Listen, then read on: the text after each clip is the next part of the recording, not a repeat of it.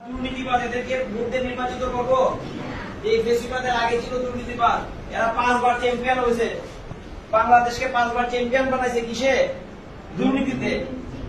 আমরা এই দুর্নীতিবাদ, চাঁদাবাজ, ফেসিবাদকে আর ক্ষমতা দিতে চাই না।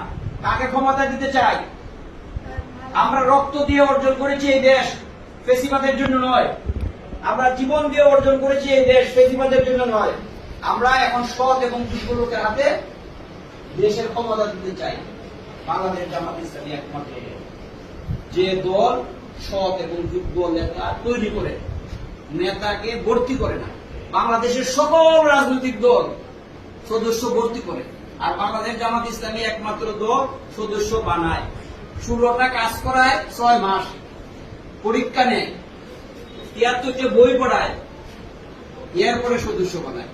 যে কারণে বাংলাদেশ জামাত ইসলামীতে সৎ এবং যোগ্য নেতা তৈরি হয়েছে। আমাদের 2 জন মন্ত্রী আলী হাসান, মোহাম্মদ মুজাহিদ,